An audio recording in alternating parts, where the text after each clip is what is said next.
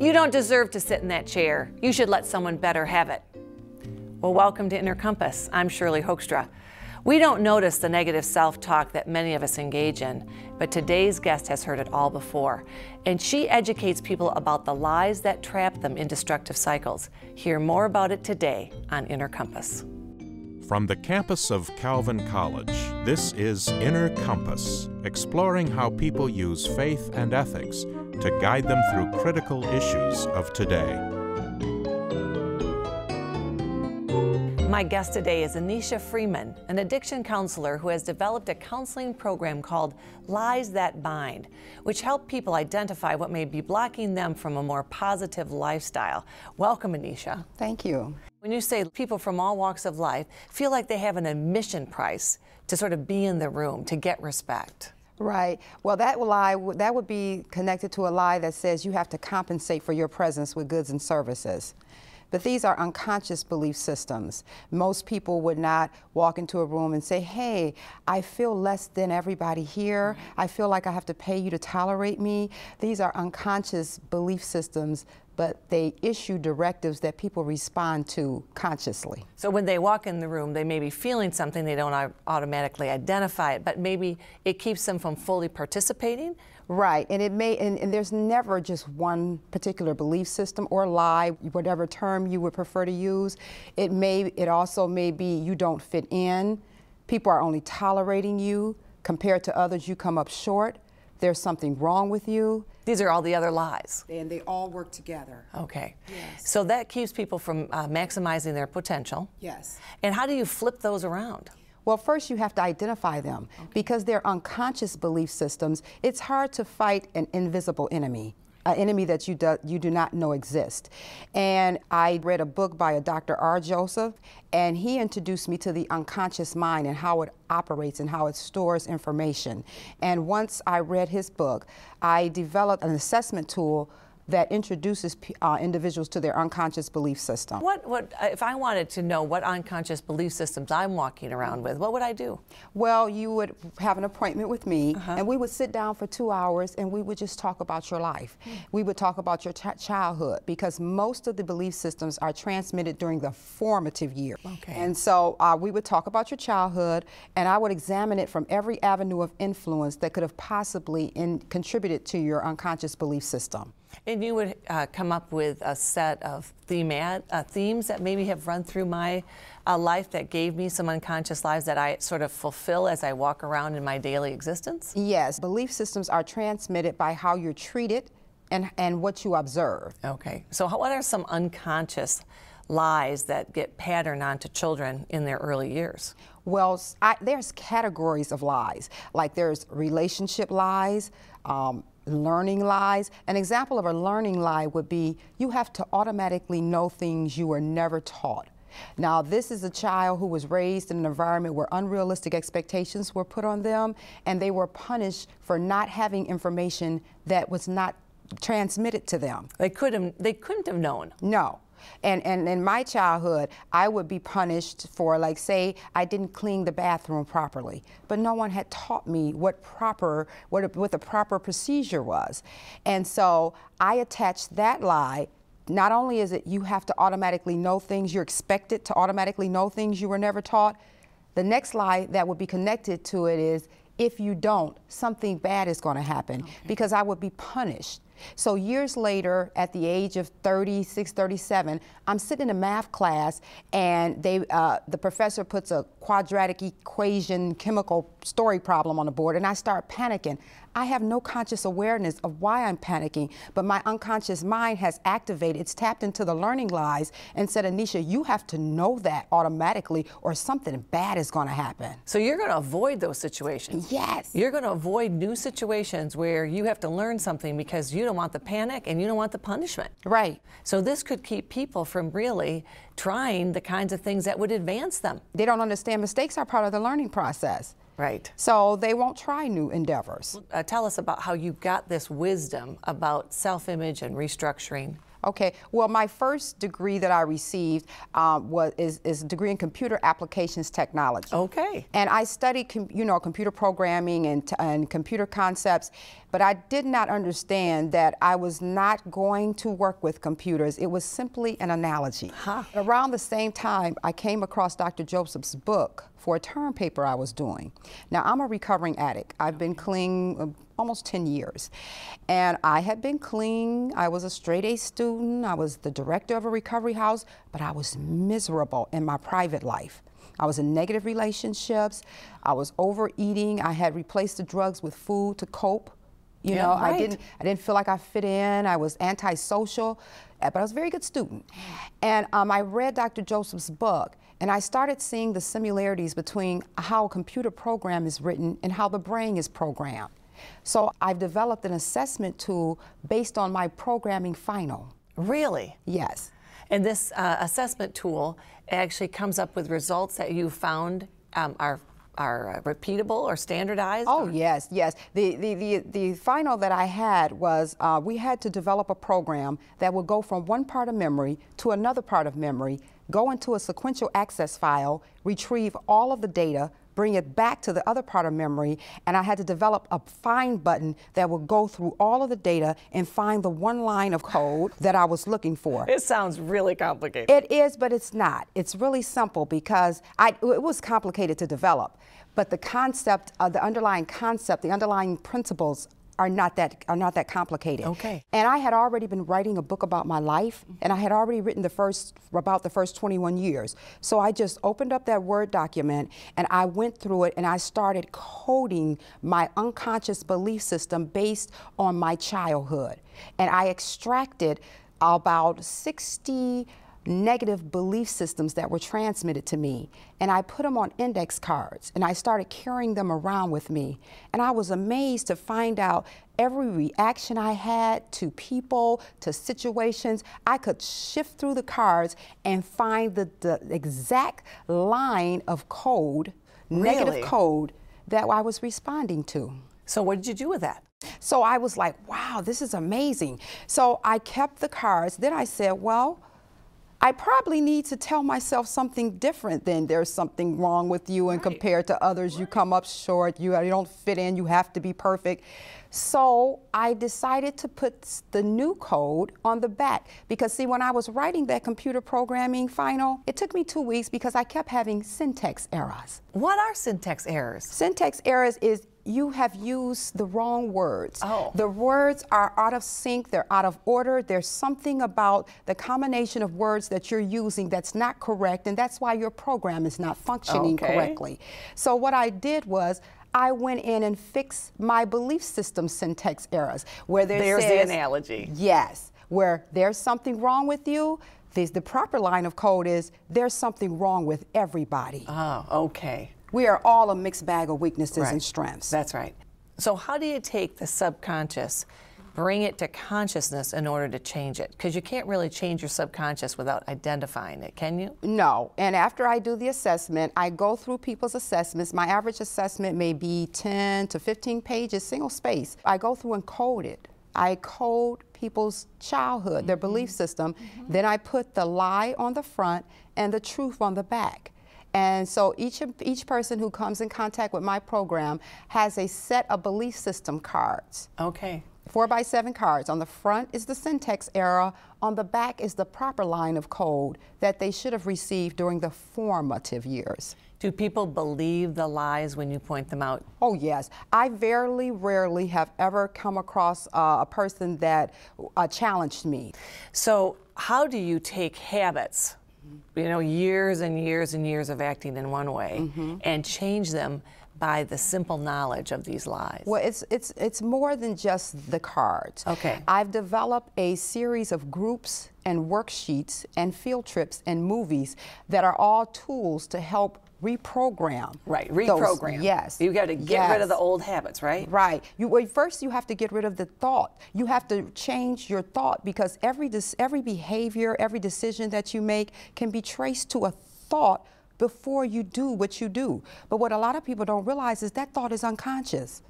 So once my clients go through the assessments, they receive their belief system cards, we then go through a series of groups.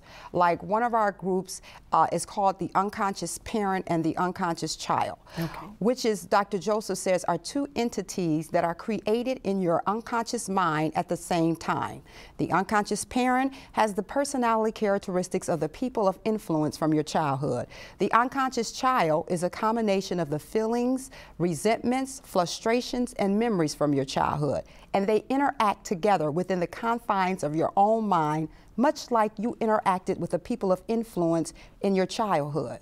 The unconscious parent is usually inside calling out the lies. There's something wrong with you. The unconscious parent will process a situation for you. Okay. Yes, it's telling you no one likes you. You don't fit in. You can't do that.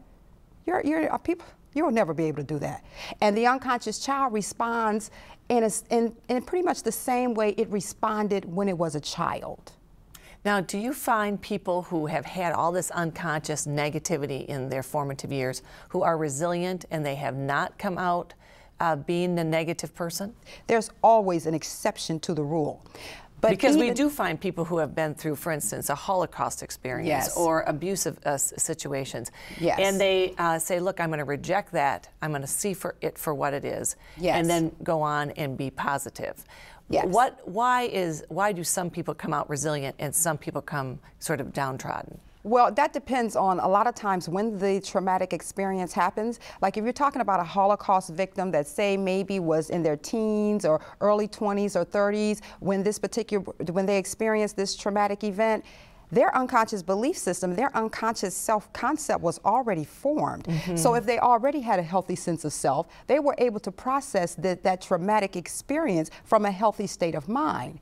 But if you have someone who was abused during the formative years, their unconscious belief system is already also in place. What factors does the church or a school system have if you have let's say, abusive home, mm-hmm, but you have positive teachers, or you have positive religious figures, or Cub Scouts or Girl Scouts or something like that that's come along in your life? How do those impact these negative lies that bind? Well, that would be like an intervention, and because I do assess, I look at your church experience, I look at your school experience from peers and the way you interacted with the adults at the school. And in some cases, I've had clients who were severely, wounded at home by, mistreated, abused, and they had a teacher that made an impact, that reached out to them, and I'm sure it played a role. But you have to look at the ratio. If I'm at home being abused by my primary caretakers for 20 or 15 hours a day, and I spend 1 or 2 hours with a particular person that's being kind to me, you have to look at the ratio.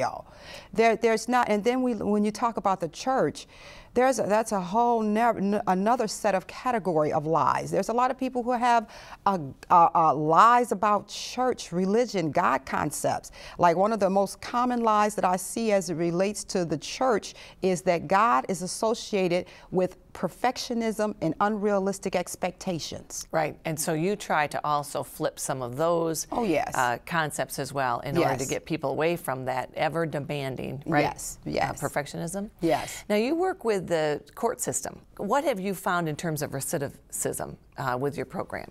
Well, you would have to look at the stage of change. Okay. Most people that are court mandated are in pre-contemplation. What does that mean? That means I don't even think I have a problem. Okay. It's not you are my problem. The court is my problem. The fact that I got to come down here to this group is my problem. All right. So a lot of people are not ready to change. And they're being forced to change. They've been forced to change.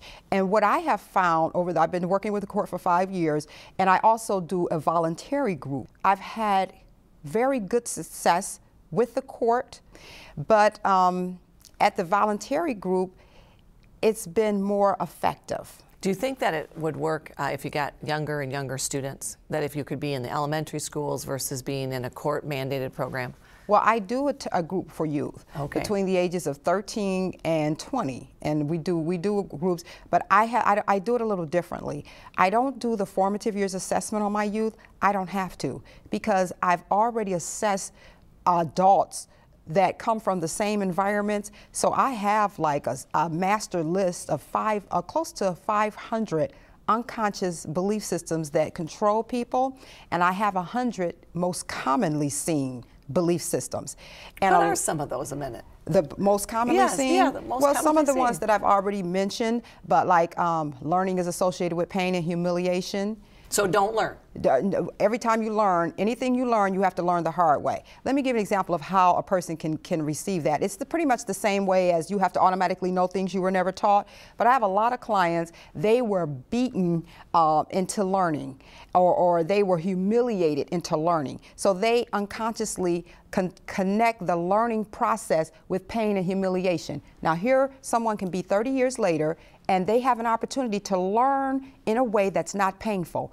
Their unconscious parent tells them they're not eligible to learn that way. I have had women who were first-generation college students. They sign up for 5 classes their first semester, and I like, no, do not do that. Go drop 2 or 3 That's right. immediately. And a lot of them won't. And then later, after they, you know, have failed a couple classes or are on academic probation, they come back and they're like, well, I learned my lesson.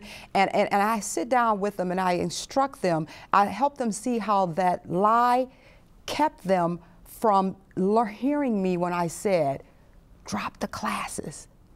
Because they set themselves up for a lot of pain and failure. Yes. Plus the lie is telling them everything you learn, you have to learn the hard way. Oh, You're sure. not eligible to listen to someone and learn from their mistakes. But what are some other lies that are powerful as well? Being poor and struggling is a way of life. That's one of the main lies that keep people in poverty. They Like you deserve it? That's the only way to live. Is being poor and struggling. That's a way of life. And it goes with survival is the goal, as opposed to thriving is the goal. So they make decisions based on the policies and procedures of the poor. So how do they break that? How would you suggest to people to break that? Well, first they have to realize that I have this belief system. I believe it's normal to be poor. And after I introduce people, like on the back of the card, it tells them that poverty is a way of life for people who have limited information. And then it talks about the way out of poverty. Education is research shows that's the #1 way to exit poverty. And so I list all of the different resources that are available to help them, and I talk about the process. And I say, pick your pain, the pain of education and the pain of poverty.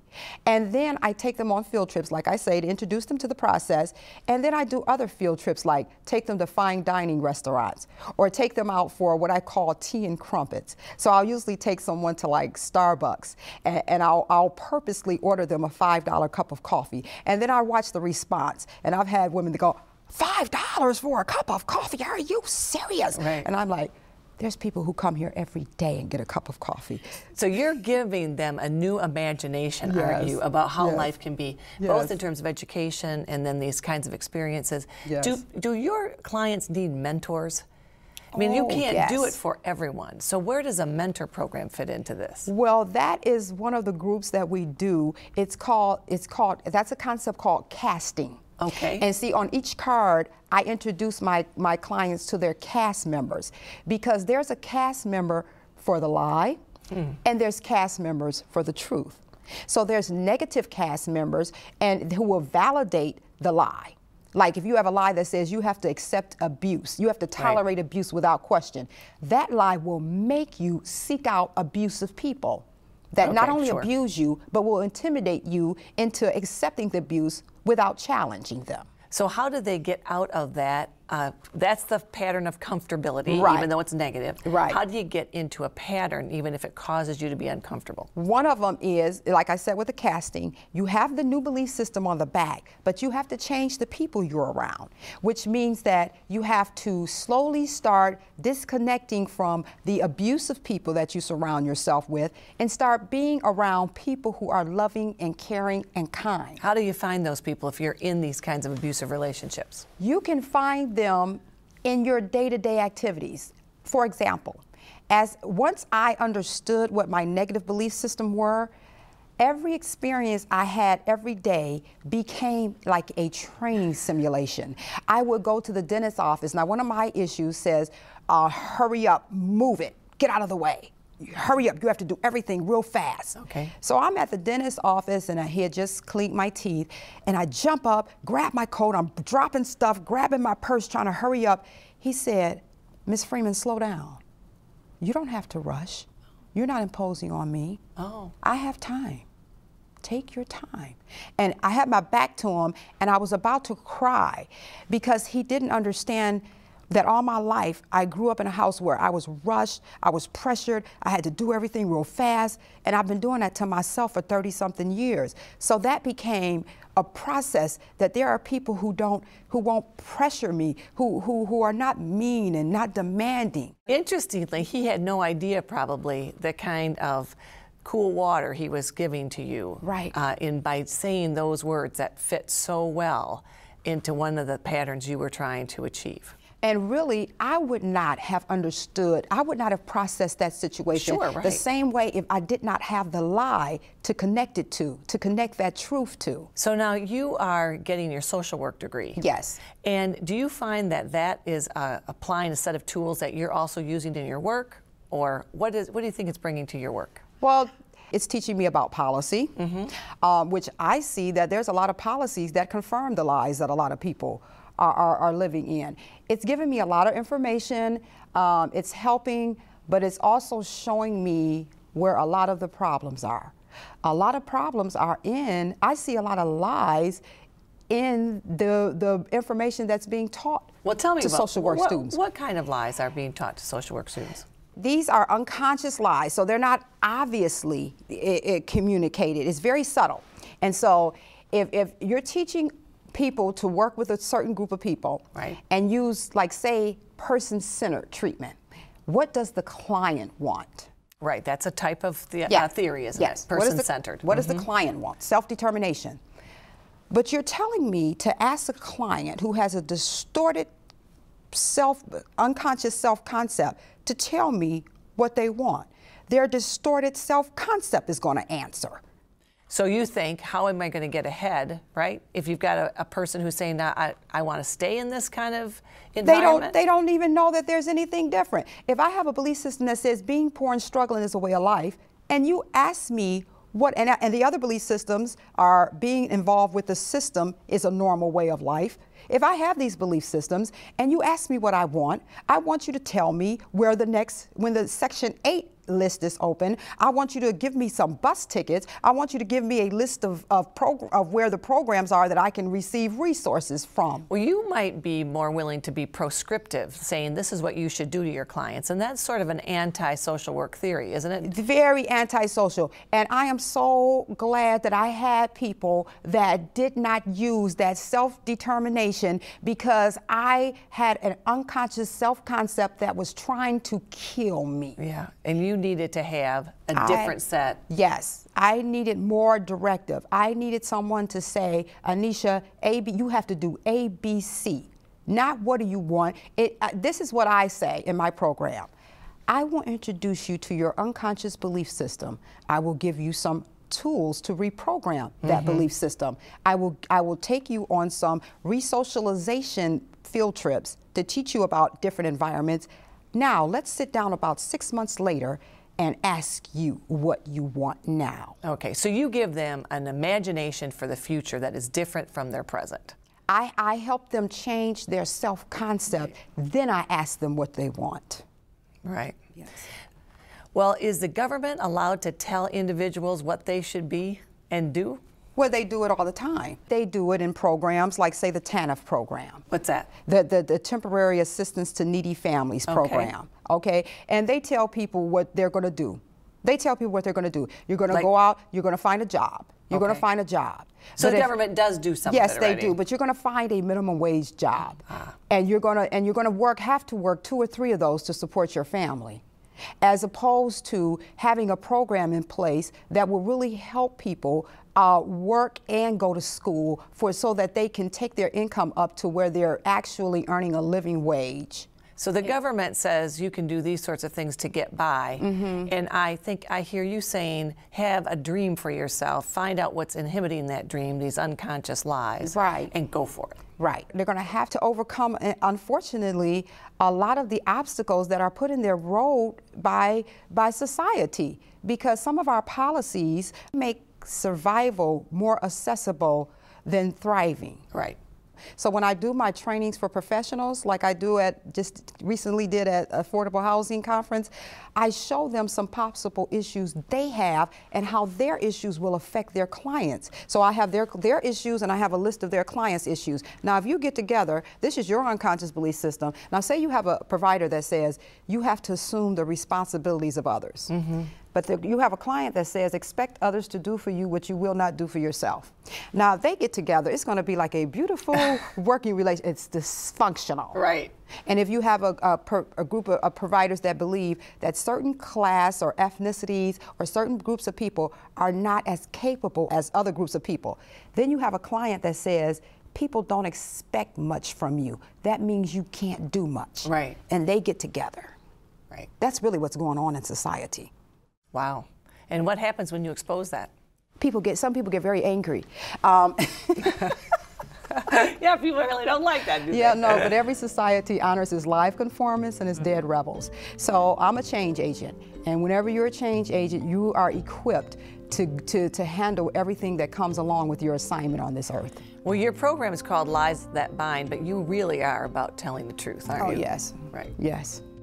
Well, my guest today has been Anneshia Freeman, an addiction counselor who has developed a counseling program called Lies That Bind. I'm Shirley Hoogstra, and thank you for watching Inner Compass.